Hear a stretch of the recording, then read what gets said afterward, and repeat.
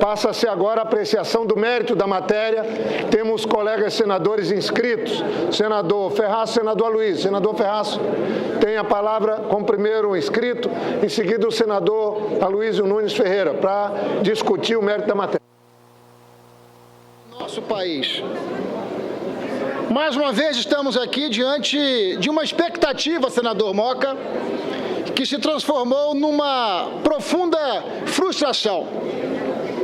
A expectativa era que, de fato, nós pudéssemos estar debatendo uma reforma administrativa, mas esta reforma se transformou num remendo.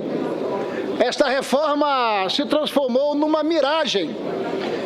Esta reforma foi adiante, senadora Aloysio Nunes Ferreira, e se transformou num truque e num factoide, porque de reforma ela não tem absolutamente nada. A reforma administrativa, entre aspas, da presidente Dilma, não é só uma frustração, é uma farsa, é uma fraude, é tudo menos uma reforma. Claro que eu estarei votando favoravelmente, mas o que eu estou aqui a reclamar é que nós poderíamos e nós deveríamos ir muito mais além dessa reforma. Que nós pudéssemos priorizar uma reforma que, de fato e na prática, priorizasse, senador Romero Jucá, o interesse do contribuinte brasileiro, na busca de maiores e melhores resultados, em face, inclusive, de uma elevada carga tributária que está depositada sobre os ombros da população brasileira. Afinal, por que então a presidente não faz ou não fez aquilo que tem professado? Simplesmente porque é e está prisioneira ou colhendo aquilo que plantou. Porque o sistema de alianças políticas que sustenta e mantém o governo é um sistema espúrio. À medida em que este grande condomínio, ele foi consolidado muito mais para a manutenção de espaços de poder do que a busca efetiva por uma melhor eficiência por parte do poder público. Que na prática, na vida, é assim, senhor presidente, senhoras e senhores senadores, quem planta vento colhe tempestade. E por isso mesmo, a presidente Dilma e o seu governo não é vítima dessa situação complexa, em que ela sequer consegue fazer uma reforma compatível com as necessidades que o nosso país determina. A presidente não consegue produzir qualquer avanço para corrigir as muitas distorções de um cronograma ministerial esquizofrênico, senador Cássio Cunha Lima, porque está submetida a um presidencialismo que já evoluiu a tempo de um presidencialismo de coalizão para um presidencialismo de cooptação e de chantagem. Esta que é a verdade. Por isso não consegue ir adiante na sua reforma, porque está prisioneira do seu próprio sistema.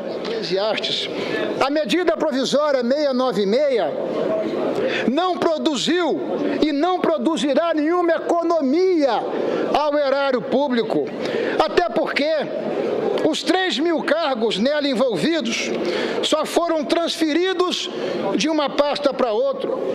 O governo, na prática, não trocou 6 por 3, mas 6 por meia dúzia. Agora, que distância existe entre a intenção e a obra? E nós sabemos, como dizia o padre Vieira, que o homem é as suas obras e mais nada. Aqui, neste plenário, nós temos ex-governadores, nós temos ex-ministros, ex-prefeitos, gente que conhece a administração pública. E mais ainda, aqueles que acompanham os trabalhos do Senado sabem que administrar é formar equipes competentes, é ter programas efetivos, ter metas que possam servir à cobrança para verificar se elas estão sendo cumpridas ou não. Administrar é trabalhar duro, com gente competente, com gente séria. Qualquer que seja a ideologia, qualquer que seja a orientação política, administrar é dar duro, é suar a camisa com gente competente. E é exatamente esta falta de competência, a falta de capacidade de execução das ideias, é que se tornou um dos maiores obstáculos para que esse governo alcançasse o êxito que seria de se esperar de um governo que faz face a tantas dificuldades e a tantos desafios como o governo brasileiro. A incompetência é endêmica, é visceral. Nós assistimos agora há pouco, no Supremo Tribunal Federal, a uma decisão tomada por 7-1, em que os ministros do Supremo Tribunal Federal fulminaram, por inconstitucional, por afrontosa à Constituição, a nomeação do ministro da Justiça pelo presidente da República. Era evidente que isso ia acontecer. Qualquer estudante de direito que tenha mínimas noções de direito constitucional, que saiba ler a Constituição, saberia que essa nomeação não poderia vingar. Além de tudo, há uma vastíssima jurisprudência do Supremo Tribunal Federal dizendo que um membro do Ministério Público não pode exercer funções estranhas à instituição. No entanto, a presidente nomeou um promotor público da Bahia para um cargo que ele não podia ocupar. Resultado, o Supremo fulminou por 7-1. Isso é incompetência, no fundo. É incapacidade de fazer as coisas que deem resultado. Ora, senhor presidente, a presidente da República tem o veso de confundir as suas palavras, muitas vezes palavras ao vento, com realizações concretas. O simples fato de enunciar uma determinada iniciativa já daria, no mundo ilusório em que ela vive, a necessária concretude como consequência do seu enunciado. Todos nós nos lembramos que o ministro do Planejamento da época, hoje ministro da Fazenda, sai de uma reunião com a presidente e anuncia o corte de 10 mil cargos de confiança. Perguntado em seguida que cargos eram esses, o ministro balbuciou, mas não soube responder. Já seria, aliás, caso de demissão, mas ele foi promovido para a Fazenda. Não soube responder. 10 mil cargos de confiança. Depois, vira e mexe, esses 10 mil cargos se reduziram a 3 mil. Mas qual foi o resultado prático? 5 meses após o anúncio, o governo cortou apenas 562 cargos. Precisamos de uma medida provisória que contempla uma fase 1, que é essa que estamos discutindo. Depois haverá uma fase 2, depois uma fase 3. Quando você não quer resolver um problema, você cria esse tipo de ilusão burocrática. Para extinguir cargos de confiança, não precisa de medida provisória nenhuma. A presidente da República poderia, por decreto autônomo, demitir os ocupantes desses cargos de confiança e extinguir o cargo por decreto. A Constituição permite. Artigo 84, inciso 6, letra B. Mas não. Como esses cargos estão ocupados por gente indicada pelos seus companheiros, ela não quer mexer nisso. Inventa esse pretexto. Vamos fazer uma fase 1, fase 2, fase 3, quando já podia ter feito. Não precisa de medida provisória para renegociar aluguéis. Isso é medida administrativa. Exige, sim, gente competente, séria, dedicada ao trabalho. O que se gasta de aluguéis no Brasil, no governo atual, é uma barbaridade e aumenta. Na presidência da República, em reais, em 2011, eram cerca de 87 milhões. Em 2015, 148 milhões. No Ministério da Fazenda, em aluguéis, nós saltamos de 70 milhões para 111 milhões entre 2011 e 2015.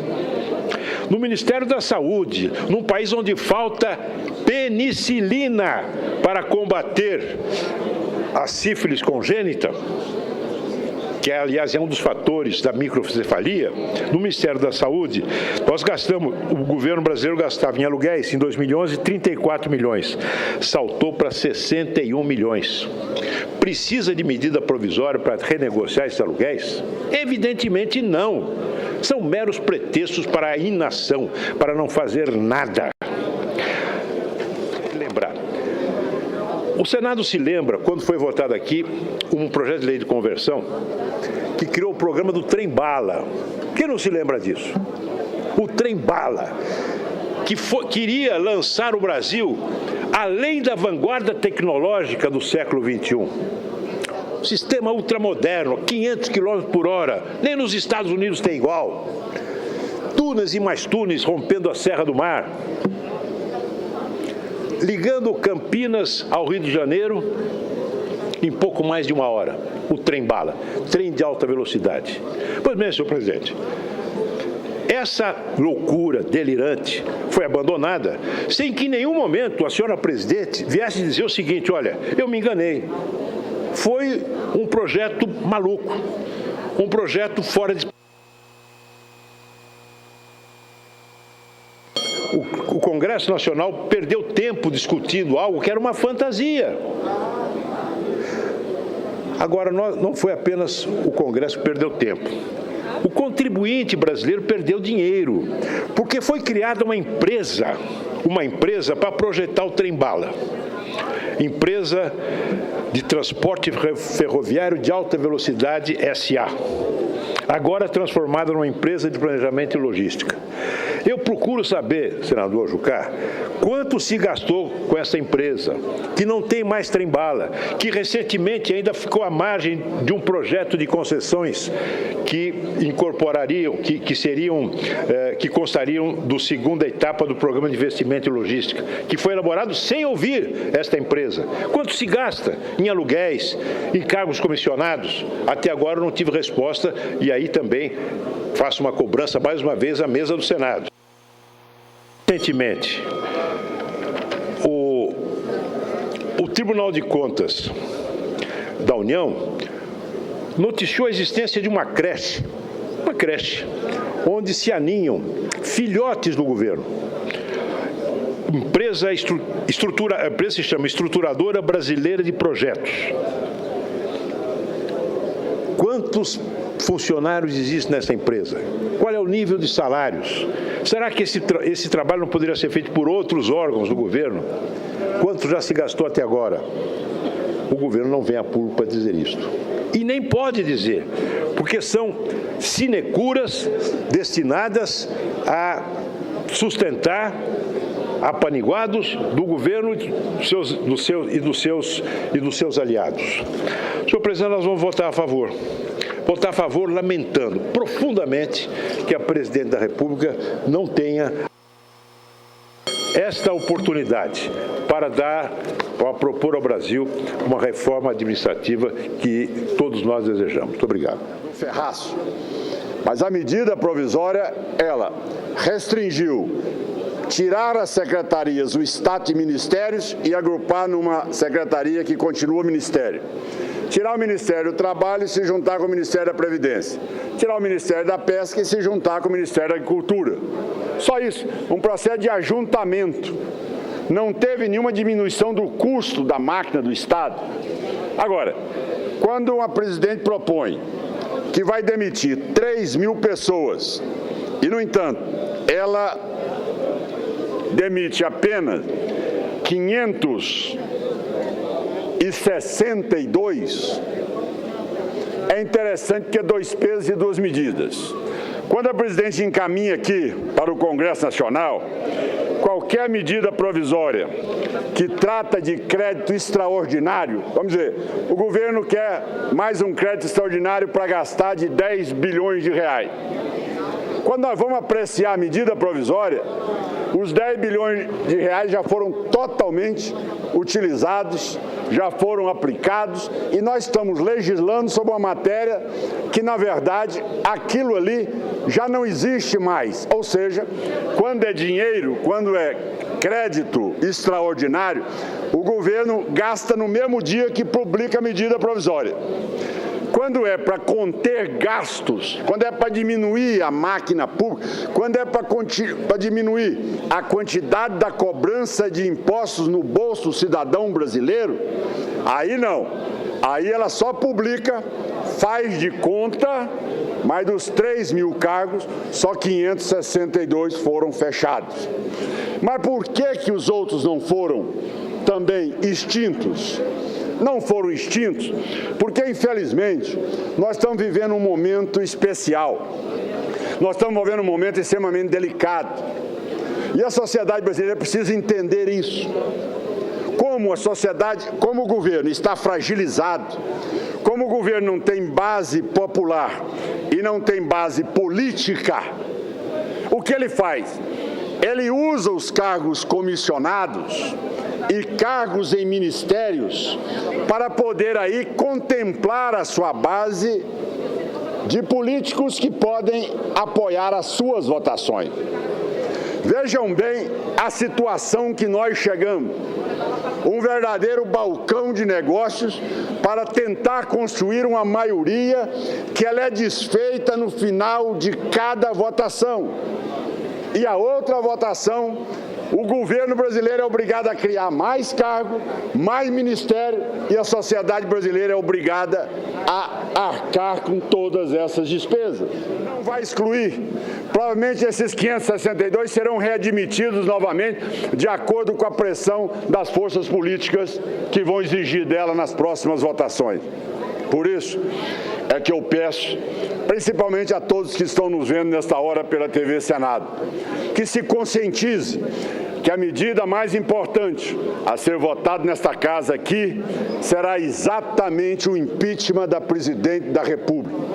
Nós vivemos um momento de ingovernabilidade completa.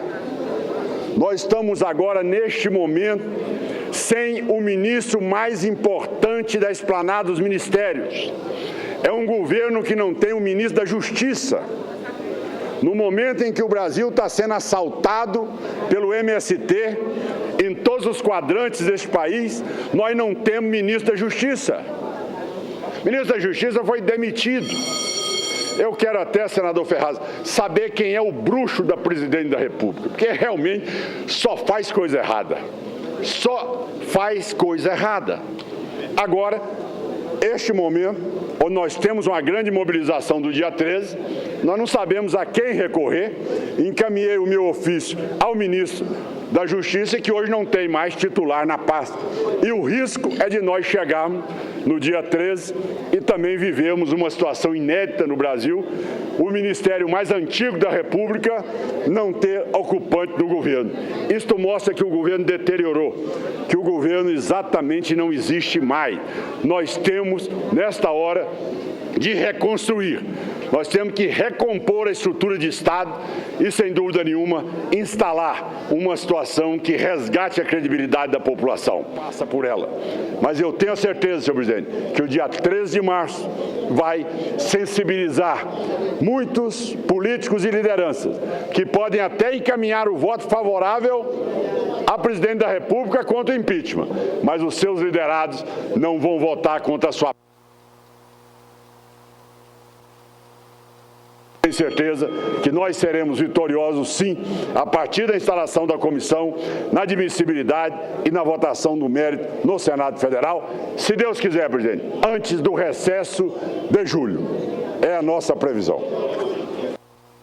Senhor presidente, isso é um gesto de complacência das oposições com o governo. O governo não tem base nenhuma. Não aprova nada. Nós pedimos verificação de votação neste momento, a excelência sabe muito bem que a matéria ia cair. Não tem número suficiente.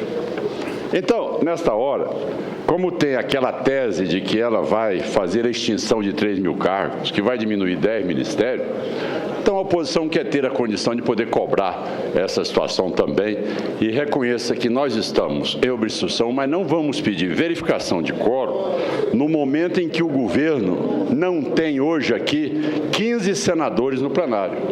Então isso mostra que a base do governo está totalmente esfacelada, o governo não consegue aprovar medida provisória no Senado Federal, senhor presidente. Essa é a posição que nós estamos tomando do Democrata e também os demais líderes de oposição vão se pronunciar. Senador Ronaldo Caiado, a presidência agradece a Vossa Excelência e as oposições pela colaboração na aprovação dessa medida provisória. Senhor presidente, a complacência, senhor presidente, é em razão da causa. Todos nós que compomos a oposição fomos incisivos em relação a essa patética e dissimulada reforma, que não é reforma, é um remendo. Mas é melhor isso que nada, para que não nos imputem a responsabilidade por não reduzirmos de 39 para 31 ministérios. O que nós estamos aqui a defender, senhor presidente, é que o nosso país fosse muito mais profundo nessa reforma e que o governo pudesse priorizar o interesse da sociedade e não a manutenção dessa aliança fracassada que está produzindo a maior e mais complexa crise, inclusive moral, que o nosso país já viveu. Portanto, o sentimento é esse, porque se nós pedíssemos quórum, a sessão ia cair. Apesar de acharmos que esse passo é um passo absolutamente insuficiente, é melhor que nada. Obrigado, presidente. Senador Ricardo Ferraço, os anais da casa marcam a posição da oposição e essa presidência já agradeceu a colaboração na votação da matéria. Tá, senador Ricardo. Pela ordem, senador Donizete foi relator da matéria. Bom, eu quero refrescar aqui a memória do PSDB, do DEM, porque tem um dado do IPEA que diz que em 2002 o PSDB, que era governo, gastava 4,8% do PIB com cargos comissionados. E em 2014, nós gastamos 4,3% do PIB com cargos comissionados. Então, esse nhenhenhen aqui do PSDB, do DEM e de outros, é um nhenhenhen de oposição. Quero até parafrasear aqui o FHC com nhenhenhen, né? Que vem aqui e fala, e fala, e fala. Eu acompanhei o governo, embora, do meu ponto de vista, é falácia que precisasse de uma reforma administrativa. O que nós precisamos é potencializar o crescimento econômico. E aí o Ministério da Pesca ajudava muito a potencializar o desenvolvimento econômico.